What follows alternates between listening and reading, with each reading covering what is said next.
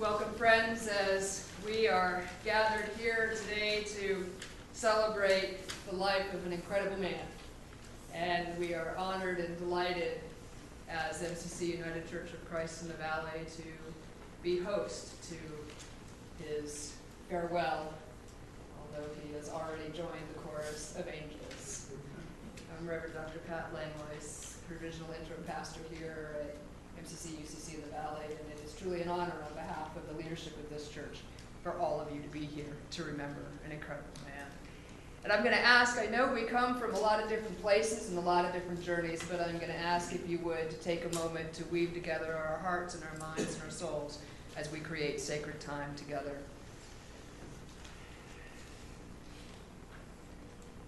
Beloved Creator God, you who have been with this universe, creating this universe throughout millennium. You who breathed life into our beloved Chuck, bringing him into this world as many years ago. You who was by his bedside as he exhaled his last and inhaled in heaven. We are grateful that we have this opportunity to gather together as community to remember him. We ask blessings upon this time together, blessings upon each of us as we grieve, as we cry, as we laugh, but most of all, as we remember our beloved Chuck. So be with us and be with us in this time. I ask and claim in all of your precious, holy, and sacred names. Well, friends, as I said, today we're here to remember and to celebrate. There will be a time in a few minutes to share some stories. We ask that you keep it clean. Save the rest for the fellowship time afterwards. And to let you know, just on a housekeeping note, there are restrooms, if you go out the door and turn left, there's restrooms down that hall, and there's also 2 off the fellowship hall. So please feel free at any time if you need. There's also Kleenex scattered around, so if you need that at any time, it should be here. After our time together in the sanctuary, we're going to invite you to join together for a reception in the fellowship hall, where there'll be some food and drink for us. And you're also invited not only to be in the fellowship hall, but please go and enjoy the garden and just spend time. This is our time for as long as we need it to be. And so with that, I am going to invite Leah to come forward and to share in a reading.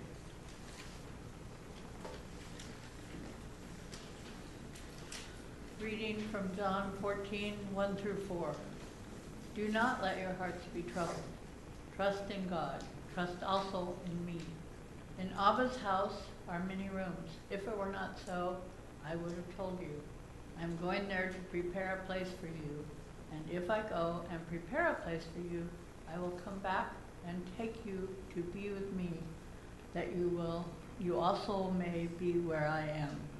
You know the way to the place where I am going.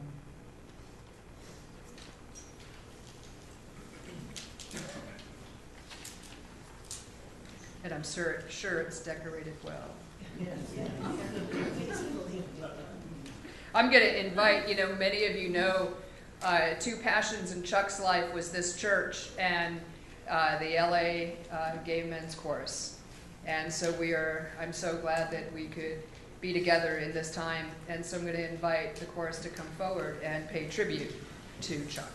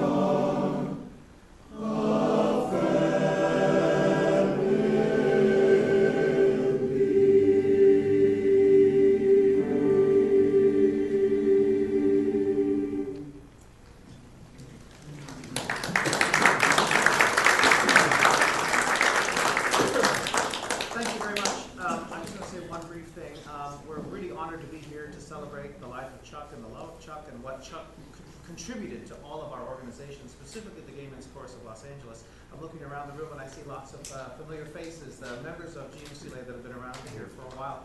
And one of the things that we do in GMCLA to welcome our new members is we sing this next song. And so when we get a brand new batch of members, which actually we'll be singing tomorrow night for our newest batch of members. But tonight, or today, we're going to sing this next song for Chuck.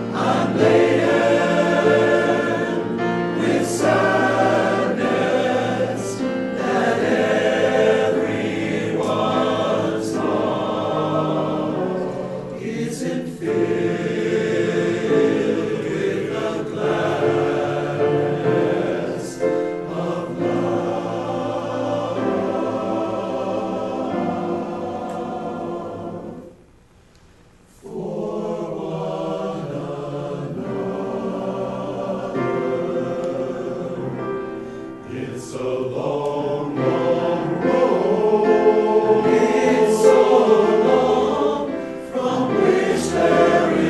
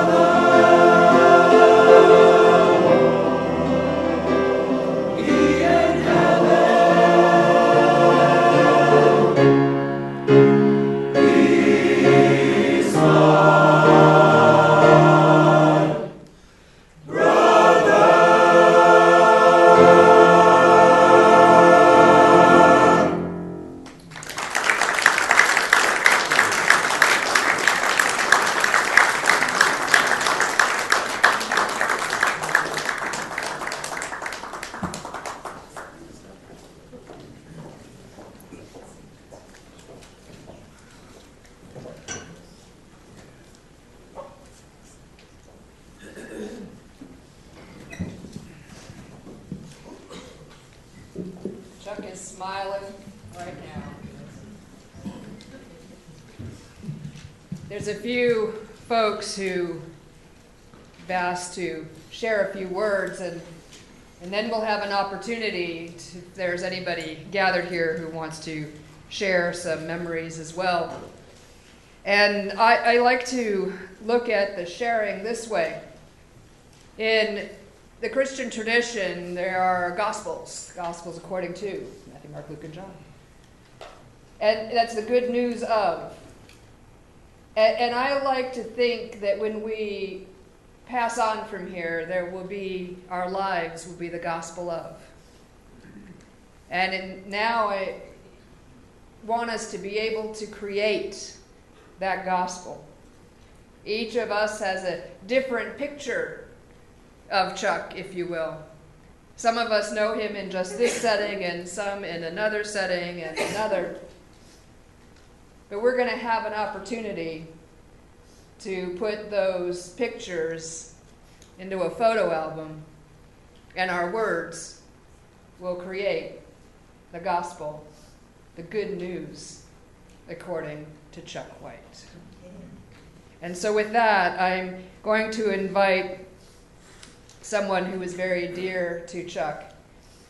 I'm going to invite forward Lucio to share with us some words that have been upon his heart. Come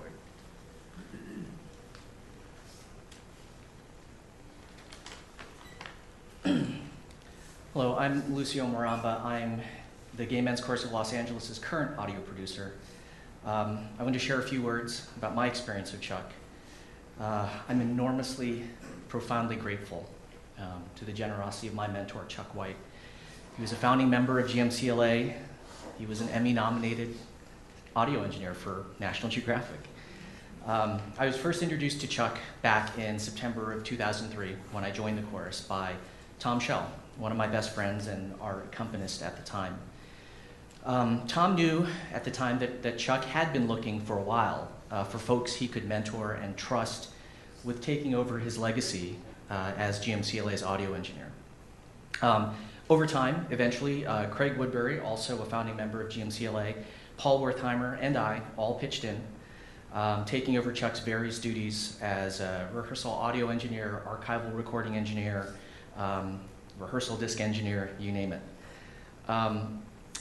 The stories I heard from Chuck during that time, the lessons I learned from Chuck during that time were invaluable and impressed upon me how much GMCLA's sonic identity meant to him and how important it was for him to entrust that torch to the next generation and to people he trusted. It made me a better audio engineer, a better audio producer, and a better person of service to GMCLA by knowing him. So during that transition period, when he was directly mentoring me, on performance days at the Alex Theater, Chuck liked to get to the theater really early. If you know the Alex, the asbestos curtain was still down, the ghost light was on, the theater was completely dark. It was very serene.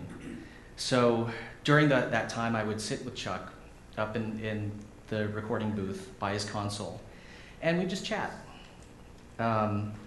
We discuss anything and everything from how the chorus sounded to life in general. The last time he recorded GMCLA in a live performance was, I want to say it was about 2006.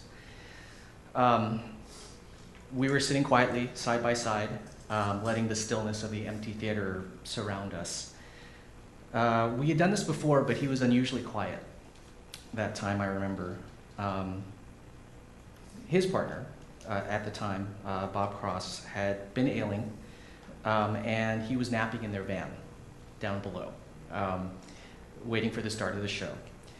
I remember Chuck telling me that he felt that GMCLA Audio was in good hands and that he could finally retire. As I let that quiet announcement sink in, I was already tearing up. And in typical Chuck way, he added a little quip. he said that he was happy that I also had a Bob in my life to help me. And he was referring to the fact that my husband was also named Bob. And that seemed to give him a little chuckle as well. I think he seemed to feel that that was some sort of cosmic sign, that we were all in the right place at the right time, and that we were going to continue his legacy for him. I took that observation of his as a blessing, and I will never take that for granted. Years later, when I was honored to join the ranks of GMCLA's Good Guys, which included Chuck and Craig Woodbury, I couldn't think of a higher honor.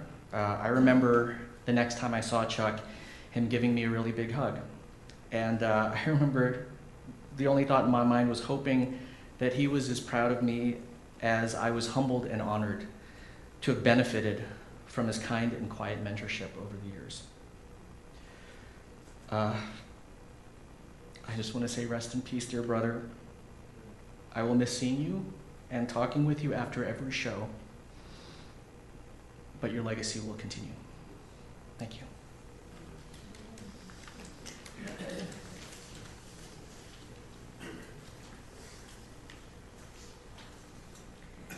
I'd like to invite forward Paul Allison. Paul is a longtime member here, probably now the oldest, not the oldest in age, but been here the longest. Paul Allison is the moderator of the board to share a few words about Chuck.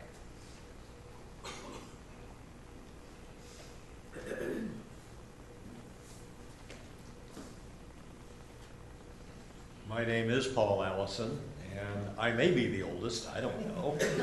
But I am definitely the longest term member because I'm the last, for good or bad, active remaining founding member of this congregation. We formed this, excuse me if I tear up, it's going to be rough, but we're going to get through it. Okay, we formed this congregation in 1973, and Chuck joined us, I believe, about 1975, a couple of years later. We actually had rented a facility over here at Victory in Lancashire. If any of you are familiar with it, there is a two-story building behind the bar that's adjacent to the gas station on that corner.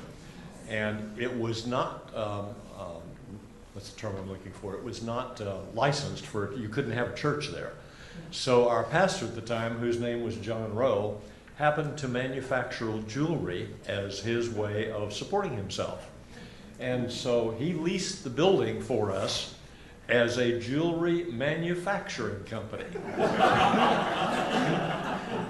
So that's the way Metropolitan Community Church in the Valley was born. Now, we have since, over the past couple of years, affiliated also with the United Church of Christ. So we now call ourselves MCC/United Church of Christ in the Valley. So anyway, Chuck was one of those people, those of you who know him, was willing to do anything and everything at any time that he was asked. And I hardly know where to start to actually describe all of his golden qualities. But I will begin by saying this. When you join this church, you are basically asked to commit to attendance. You're asked to commit to sharing your talents, whatever they may be, and you're asked to contribute financially. And I must say that in all three areas, Chuck was one of the absolute finest congregants we have ever had. If Chuck was not here, there were two things. He was either not feeling well or he was out of town, usually on the road to Idaho to take care of his mom's house. So if he wasn't here, we knew one of those two things, out of town or sick. As far as sharing his talents, I'll get a little bit more into that in a couple of minutes. But financial contributions, he was a very solid supporter of this congregation and will be sorely missed. In regard to sharing his talents, as you know, he was an audio engineer. And not so much in recent years, but many years ago, this church used to be very active in participating in the Christopher Street West Gay Men's Pride or Gay Men's Pride, Christopher Street West Pride Parade, and get it out there. And so we put several floats in play, and in a couple of those we had a little spinet organ.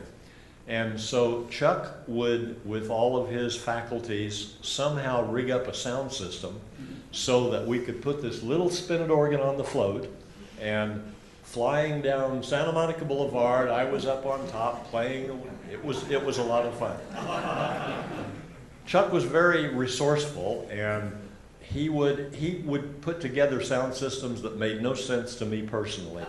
I can remember him doing wireframes and speakers from Radio Shack, which I think is now gone, but anyway, and ping pong balls.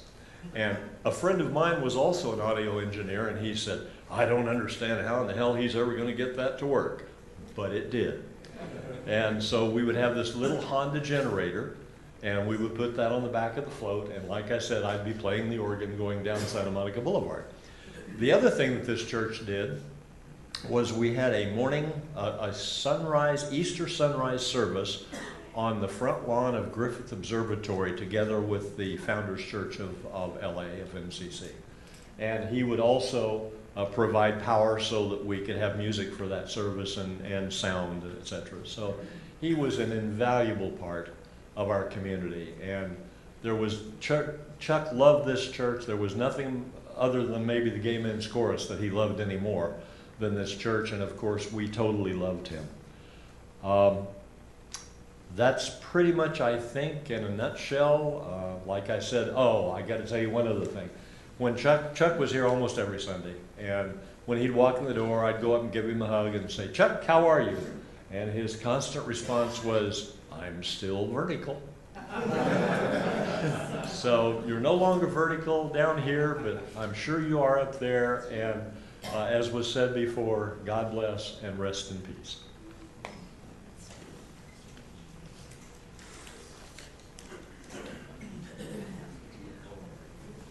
Thank you, Paul.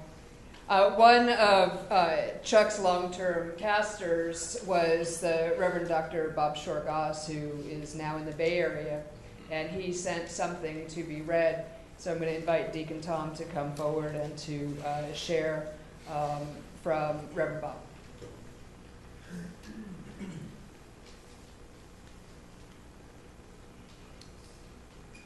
Yes,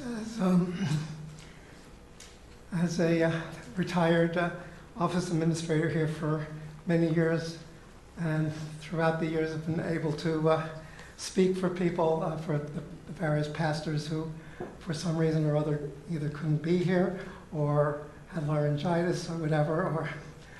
So this is what Reverend Bob has to say. Dear friends, I am unable to attend the celebration of life of Chuck White.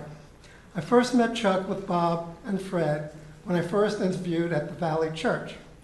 We had a breakfast meeting at Sitton's, and while driving back to church, they came out as a triadic relationship. It was obviously a test, and I responded, how nice, a family. I cannot separate Chuck from his 40-plus years with Bob Cross, and I welcome their many tales, most of which I cannot mention here. They were proud of being gay, and they enthusiastically supported the LGBT community over 40 years. Chuck and Bob were very generous to the Gay Men's Chorus and to this church. They were active in the church for more than 4 decades, and I remember the many Sundays that they assisted Fred in serving his secret family recipe of fried chicken. Oh yeah. Of course, Chuck documented all these in every church event with pictures. He had a pictorial archive of the history of the Valley Church. Chuck and Bob were the next longest existing members of the church after Paul Allison. Chuck had won an Emmy as a sound engineer, and he helped set up the microphones and sound system at the church. He was very particular about the sound within the service and would listen to its broadcast each week to ensure the quality of sound. Several years ago, the church dedicated the multimedia booth with a plaque with his photo. Please say a prayer for Chuck every time you view the plaque. Chuck was a very gentle man. He participated in the various incarnations of the choir, and placing Chuck with Lane often proved a recipe for mischief. He participated and supported every church event for the last 13 years. He was very proud for the church and his transformation to become a green congregation and eventually the First Creation Justice Church. Chuck was always concerned about change. He expressed on a regular basis that he did not like change. I pointed out that ever since he was at the church, there has been change, even the tearing up of the asphalt for the garden. Each Sunday, Chuck, in the shirt with his black leather vest, would survey the asphalt for the garden. And each Sunday, Chuck in a shirt, he loved the patio and garden even though they were changes. He would come in and sit down to talk about his health. He lived with HIV for decades, and after years, he was diagnosed with prostate cancer. None of the treatments were acceptable in his 80s, so he chose to do nothing since it was a slow-growing cancer. He would calmly state, "I have enough problems that will do me in." Even before I left, he had an intuition that he would transition this world to the next, and he admitted that he looked forward to joining Robert again. One of the great things I treasured in our talks was his unshakable faith in a gracious God. He accepted a gracious and loving God who loved all LGBT folks in their expansive, mischievous lives and crazy antics. Maybe because he has that same mischievous spirit in himself. Chuck, you are a faithful gay disciple of Jesus, and now you are with your beloved Robert, who has introduced you into his playful antics in heaven. Peace, Reverend Bob.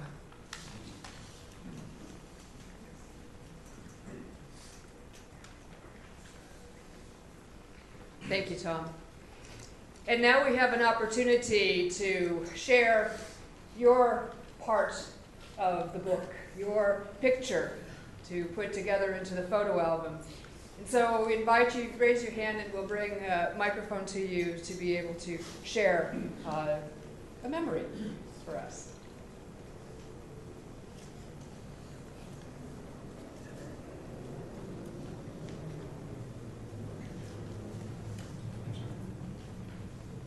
Good afternoon. I'm not sure this is on. Oh, it is, okay. My name is John Duran. I'm the Mayor Pro Tem of the City of West Hollywood. On Tuesday, the City of West Hollywood will adjourn its meeting in memory and honor of Chuck White. There's a reason that the city does this. The city is one of those institutions that has been around for a long time, along with the MCC Church, the Advocate, the Men's Chorus of Los Angeles, and the LGBT Center. To know that Chuck had a hand in two of those founding organizations that are still here today tells the people of the city of West Hollywood that Chuck, as a founder, laid the foundation for what was to come. And it's important for the people, not only the city of West Hollywood, but around this country to know, especially our LGBT young people, that they come from a firm foundation of women and men who sacrifice much to give them what they have today. Chuck's death is also a reminder the work is not yet finished for all of us still here. And the labor that Chuck exhibited over his lifetime in creating these institutions must continue. And I know that we'll continue to do that work. Not all of us will see the promised land, as has been told over and over again. Not all of us will get to see it, but we'll get to be part of building it. So on Tuesday, we will honor and adjourn in memory of Chuck.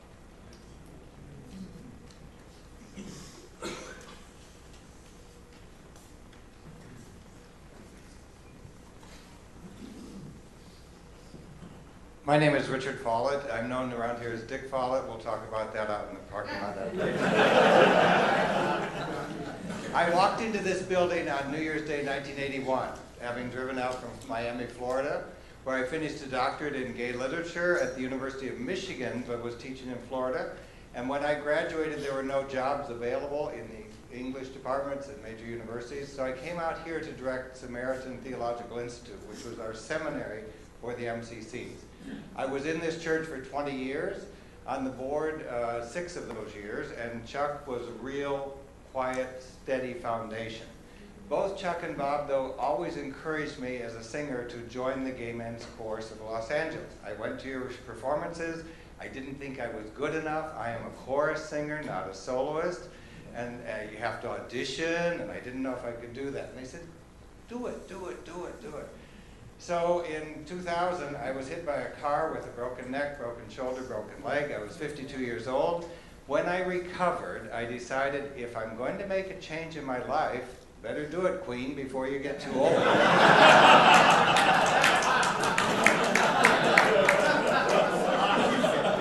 So I auditioned with Bruce Mayhall, and I was there his entire tenure. Bobby was our section head at that time, and was able to get in. There were 52 people or 54 people auditioning, and 26 of us got in, so I felt real happy. But when the first performance came around, I had all of the songs totally memorized except one. There was one I just didn't have. And I remember going out in the garden in the back on the patio and saying to Bob and Chuck, I just don't know what I can do. And they said, Richard, it's a brotherhood. You're on stage with 180 other guys. Don't do a solo and just move your mouth. Watermelon, watermelon, watermelon. And I did.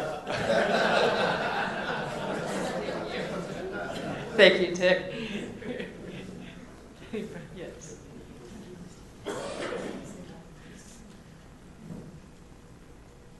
Two anecdotes. Chuck was a member, we haven't said this, but Chuck was a member from the very beginning of the Gay Men's Chorus. Before the Gay Men's Chorus had a name, Chuck was already a member. Well, 18 years later, I showed up, and I had some ideas about how things might change, and suggested that perhaps the Gay Men's Chorus could end its season with a banquet, and that would be the opportunity to give out the Thank you, the Good Guy Award. So we had a budget of 0, and I ran around getting various bling where I could, and there were some restaurants that gave us free food and other things. It was actually kind of wonderful, and the biggest surprise of all was that a photographer from the Advocate said, I will do a professional seated portrait photo session, and it's worth about $250. Perhaps you can give that as part of the prize for whomever it is that you choose to be the good guy. I thought, well, that sounds pretty slick.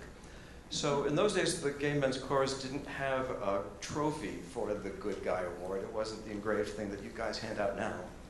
But it meant that we would have a big round of applause and we'd give the guy a hand. Well, it turns out that the chorus chose not just Chuck, but Chuck White and Bob Cross together, because they had both contributed so much from the very founding of the organization.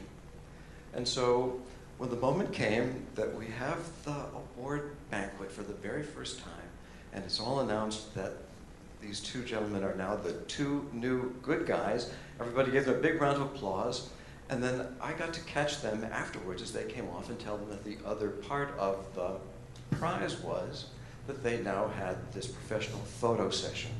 And the two of them looked at me and said, with him? They wouldn't do it. They would not. They refused. I had to call back the photographer and tell this guy, keep it. We can't use it because the good guys refuse a portrait. So, all right, I've laughed about this for years, and clearly you took the bait too. But there's another part of that story, and we need to back up a lot. These two guys met right after the Korean War, at a time when the G word was absolutely verboten. How could you date a gay man? And here they were, courageous at that moment. And who knows what it was that they had to go through in order to make a relationship work in that chapter long before Stonewall. And that's why, perhaps, the two of them could immediately think that it was way too legit to sit in a portrait. That was just not part of the radar. They were the people who knew the guys who went through marriages that were shams just to be able to keep their mortgage and their insurance coverage. Another chapter had occurred And they were there to witness that transition, and it wasn't always that easy for all of them to swallow it. But it was fascinating to see how it did come together and what it was that these two guys accomplished. And so, I mean, take a look at that picture right now. It's a casual snapshot, right? There are plenty of pictures of Bob Cross and Chuck White. Not one of them looks like a professional portrait. There are always moments when we're on vacation and somebody snapped the two of them together. That's anecdote number one.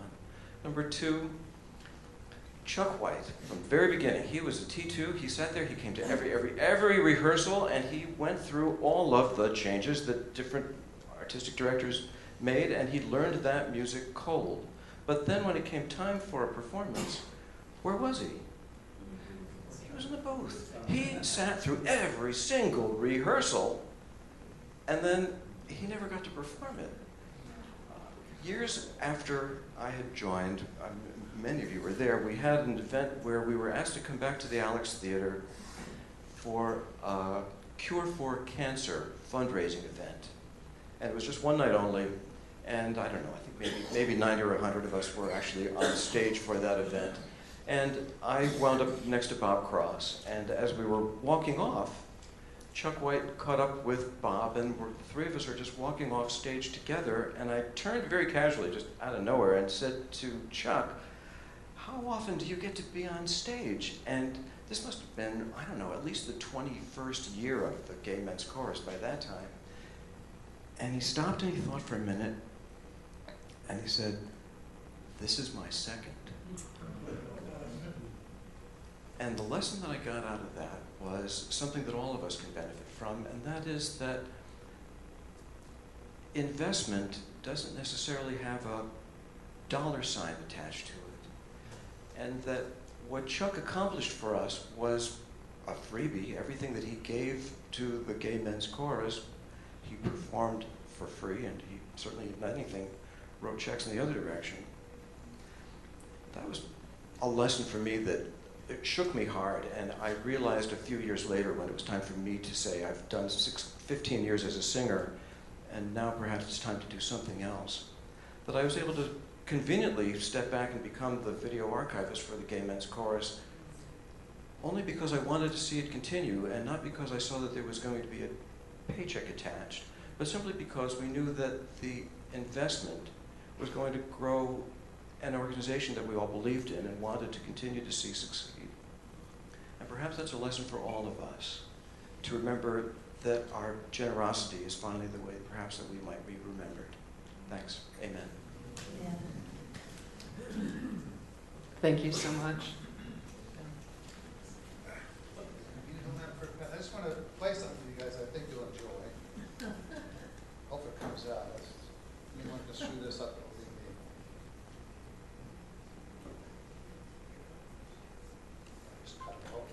Take two.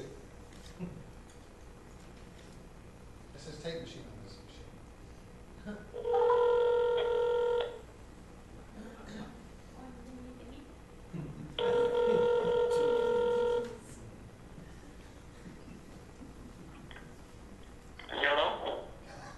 Hello, Fred? Yeah. I'm sorry, Bobby. I called you by mistake, buddy, okay?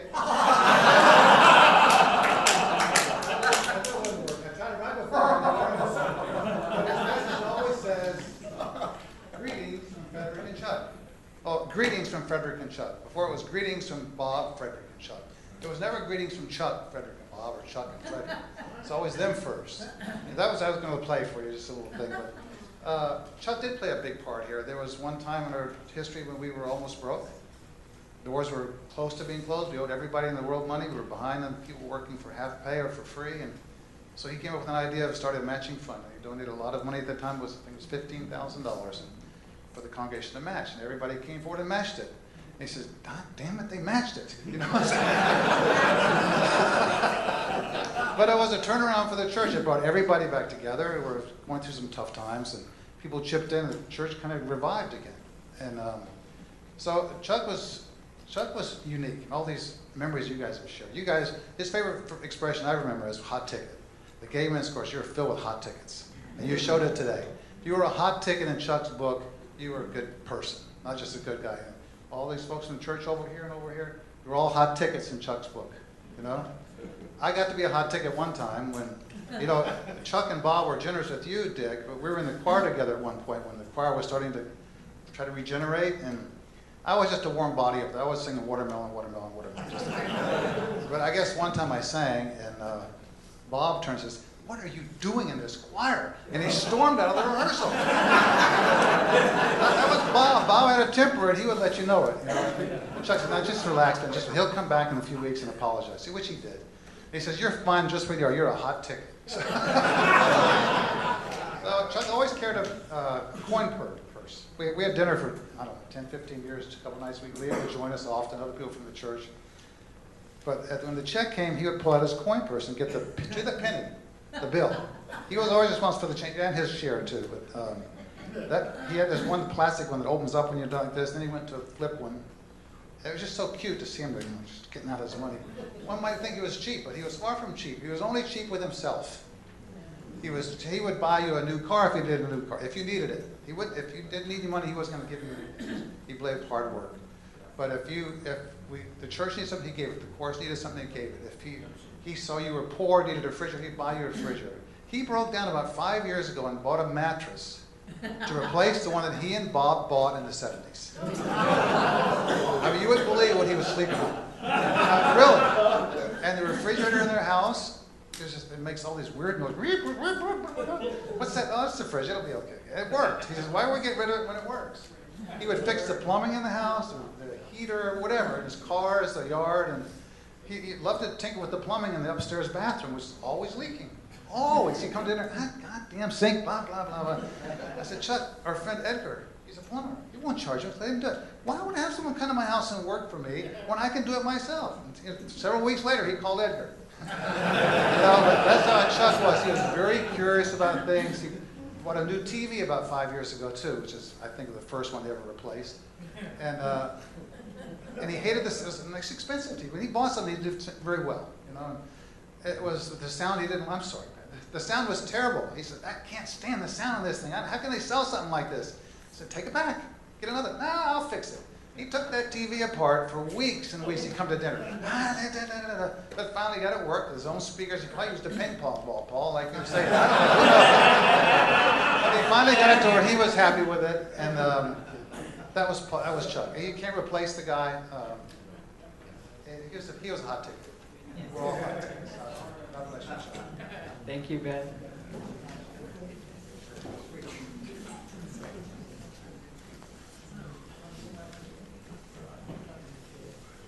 Hi, everyone. I think I got here about 20 years ago.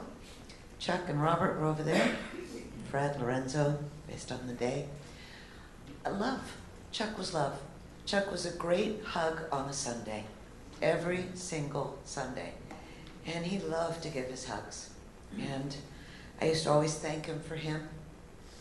And he'd, thank me for me. But what I noticed was he was happy.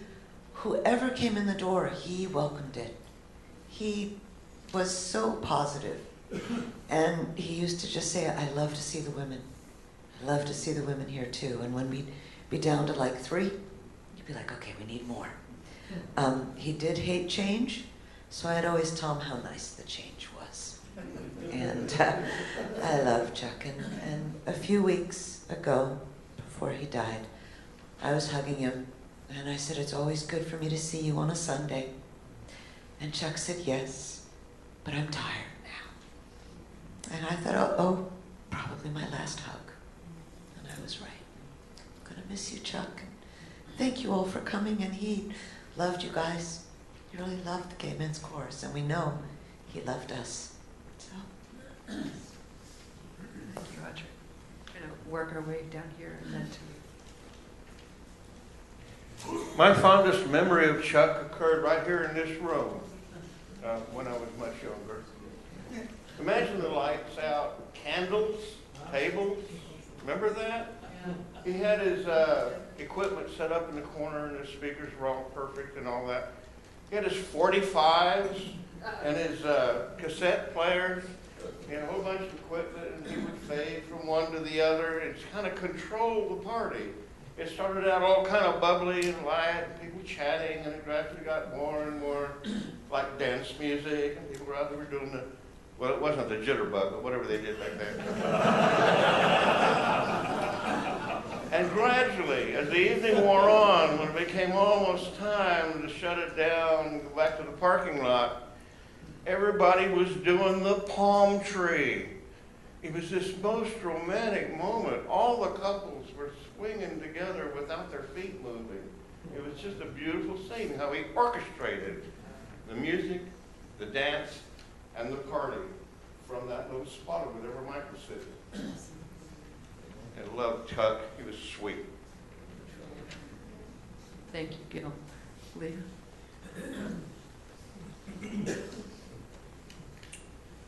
Well, let's see, I'll just stand here since it's so close. I love Chuck, and I love Chuck a whole lot, and I've known him 43 years, so I was here way back whenever, too. I actually ended up kind of a crush on him, but that didn't work out, as you guys understand. But he led me to believe that maybe I could fall in love with a man. I'd been identified as a lesbian, so I went off and met a man, got married, had a wonderful kid. He's absolutely great. He's now 38, if you can imagine. And I still, to the last time I would see Chuck, I'd tease him and say, you know, you're responsible for me having a son. He would always get embarrassed with that. It wasn't his son. If I didn't know him, I wouldn't have. He was beautiful, kind, funny. So a little tale on him to show you who Chuck was. He was never pompous and, you know, full of himself, and he has a gorgeous house, et cetera, but he never was like that. So I had a really fancy dinner with people, you know, the Emmy winners and all that. Really fancy dinner. Somebody was serving, and everything was quiet. Everyone's dressed really nice, chandelier, et cetera. So he had pre-recorded music for background music. And in that background music, he had a lion growling from one of his, you know, National Geographic tapes. And so they all sat there at this table hearing this. And they're all looking at each other, trying to figure out where the heck that came from. And at some point, somebody said, I think that's on the music, and they all laughed, and they all forgot all their pompousness. That was Chuck. Thank you. Thank you. My name is Lyle. Jack and I were active members here in the early 80s to the mid-90s when we moved north. You walked in the door January 1st, 1981. I walked in the door December 31st, 1981 to a New Year's Eve dance. And my very first memory was of Chuck sitting over there spinning everything that he spun. He had the most incredible arrangement of music. And this church, besides all of the other activities, was really famous for its dances for several years. And Chuck was an amazing part of that. Thank you so much.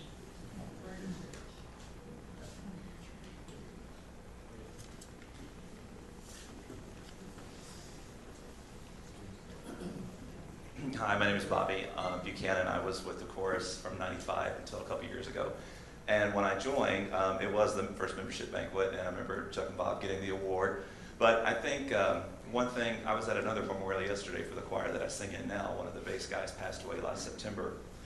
And a lot of the people that were talking about him kept using the word over and over again to describe him. And I thought, that so describes Chuck. And it was just the word kind.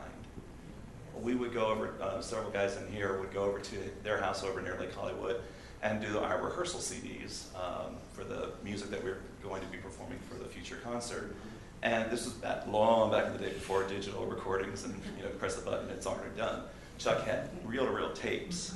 And so we would all be crammed in this living room, and literally crammed in his living room. And it took 2 days. We did first half of the show Saturday, second half on Sunday. And I remember all the times that we would have to stop, you know, because somebody made a mistake or whatever. And John Bailey was our conductor. And Chuck, I swear he could take fingernails on a scratch board, reproduce it, and it would be a Vivaldi string quartet. So he could literally just listen on, he had the earphones on all the time. He would back up that tape, let us start at a certain measure so we didn't have to go all the way back to the beginning and do it. And then he took that time on his own to splice every single one of those tapes together. Chuck, as far as I know, these older guys can correct me, I think he recorded everything the chorus ever did. Not just our major concerts at the Alex Theater, but little run-out concerts that we did in Palm Springs or Riverside or whatever. And I used to go over to his house several times just to he would let me borrow his guitar amp so I could plug it into my keyboard when I would do a baritone sectional, because my keyboard didn't have speakers on it. And just, you know, he would sometimes just leave it out there on his porch if he wasn't there. He just wanted me to have that because I wouldn't be able to do anything without that. I don't know how many times he should have charged me for that.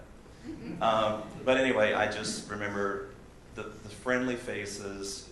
Bob was always in the kitchen making sure that we all had something to eat, you know, in our breaks and whatnot. So that whole sense of camaraderie and brotherhood, I think for me, a lot of that happened in Chuck's living room. So I will definitely miss him.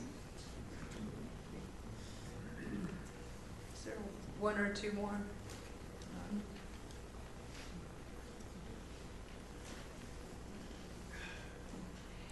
I'm going to encourage folks afterwards, during refreshment time and reception, you continue to share the stories as something comes up to you. So I think, as we have heard from each of you here, that photo album's getting pretty thick now. I think that if we were to flip those pages, we now see another side. But what I have heard from all is, yes, he was kind. And we are grateful for that. To share just very briefly for myself, I've been here since May. I've been in the area for about 15 years, but I've been here at this church since May after Reverend Bob left. And I remember Audrey telling me, be nice to Chuck.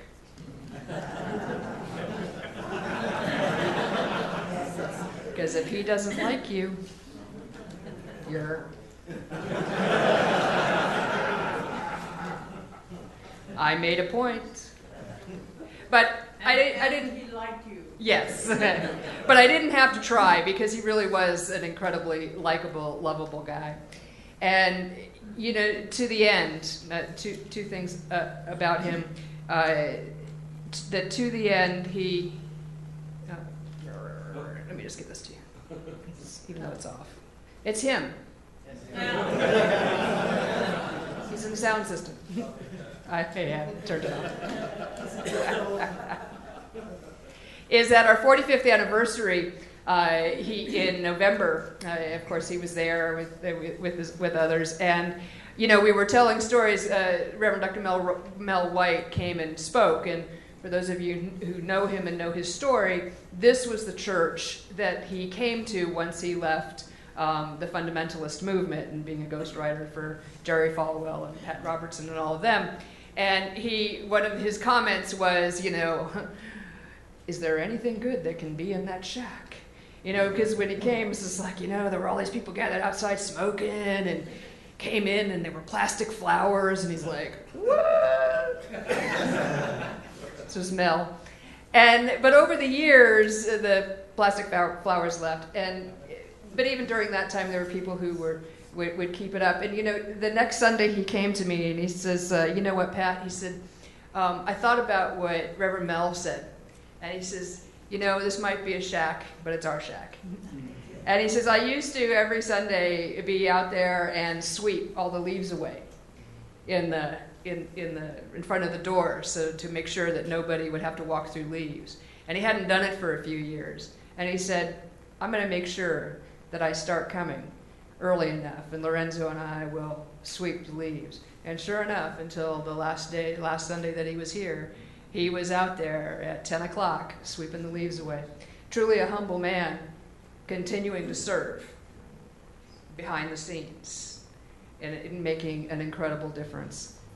On Thanksgiving, when we gathered here, we gathered here for our annual Thanksgiving dinner, and I got here about 2 o'clock, and one of our members came up and they were in tears. I said, what's going on? And they told me that Chuck had just passed. So and that he had been in the hospital for a few days. So I ran into the office to listen to messages. So I'm thinking somebody, nobody had called to let us know that he was in the hospital. But as I was listening to the messages, this was of course on a Thursday, that Tuesday he had called and he left a message. Well, this is Chuck. I'm not feeling too well today, and I'm not going to be able to make it to choir practice tonight. So could you please let Michael know that I'm not going to be there? I'm just feeling a little rickety, getting old, you know. 2 days before his passing, he was still thinking about, you know, being of service. And yeah, I think that is a great lesson that we can put together into the gospel of Chuck White. So friends, as you know, many of us have gone to countless memorials, and many of our friends have passed, and it's always difficult. But the one thing that I would like us to bring with us and to bring home with us is that Chuck might have passed, but his passing is a remembrance to us, not just of his life, but how important our lives are with each other. With his passing, may it be something that we take to heart, knowing that who knows what tomorrow will bring. Tuesday, he thought he'd be here the following Sunday, and he wasn't. So my prayer is that as we leave here today, that you turn to your beloved, to your friends, to your family. Make sure you tell them you love them by your actions and by your deeds. Chuck White changed this world. He truly changed this community. And so can we. We will keep his memories alive by sharing his story and adding his story to ours. I ask blessings upon us, and in the times to come, if we feel tears, if we feel grief, if we remember a joke or a story, that we say thank you, that our lives have been enriched by the man we know as Chuck. Amen. And now we're invited to share together in what was one of Chuck's most favorite songs. The words will be up on the screens, and Joe will lead us.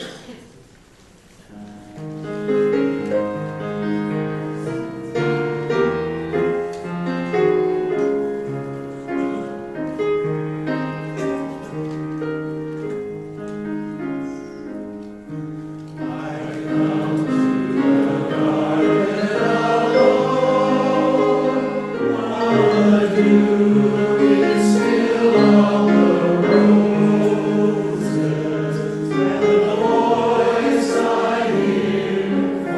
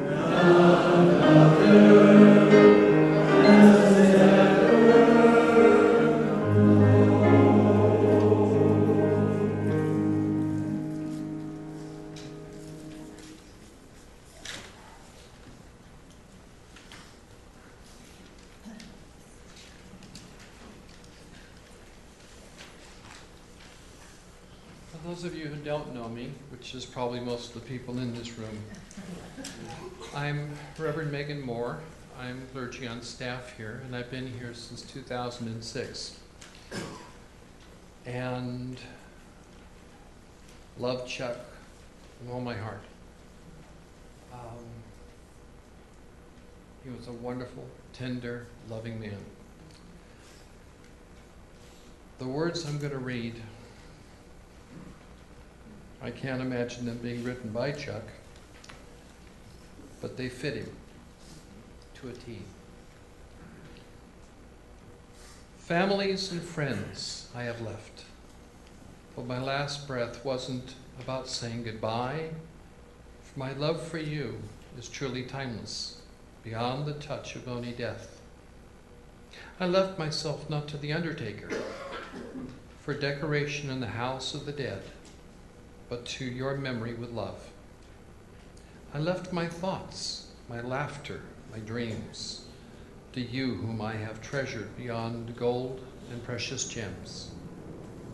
I gave you what no thief can steal, the memories of our ties together, the tender, love-filled moments, the successes we have shared, the hard times that brought us closer together, and the roads we have walked side by side. I've also left you a solemn promise that after I am home in the bosom of God, I will still be present whenever and wherever you call on me. My energy will be drawn to you by the magnet of our love. Whenever you are in need, call me. I will come to you with my arms full of wisdom and light to open up your blocked paths, to untangle your knots, and to be your avenue to God. And all I take with me as I leave is your love and the millions of memories of all that we have shared. So I truly have entered my new life as a millionaire. Fear not, nor grieve at my departure. For whom have I loved so much? For my roots and yours are forever entwined.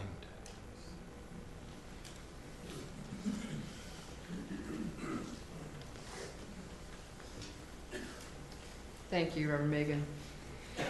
Friends, our time together in this room has come to an end, and as I said, we are going to be blessed to spend a few more minutes with each other.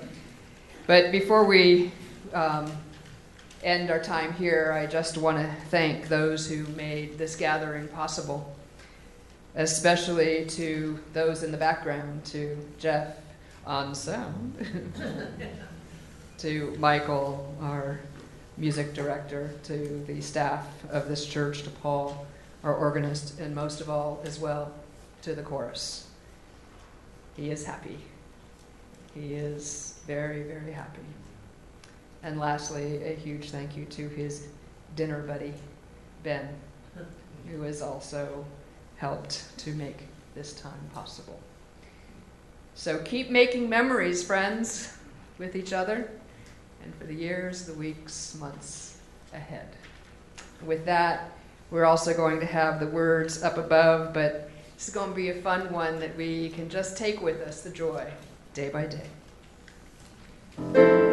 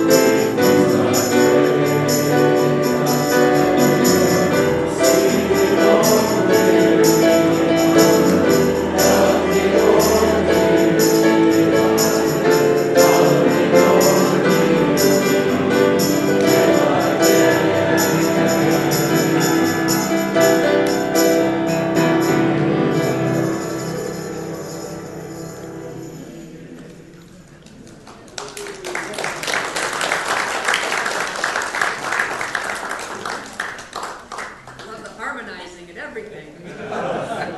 Friends, as we go from here and as our time comes to a close, our sacred time, our sacred space is still with us. I ask that as we go, that indeed we continue to take the blessings of Chuck with us, and may everything that we do this week, may it be day by day, knowing that just for today, we have one another. May we go in peace, may we go in love, and may we go in kindness. In all the names that are holy and precious, I ask and pray these things. Amen. Amen.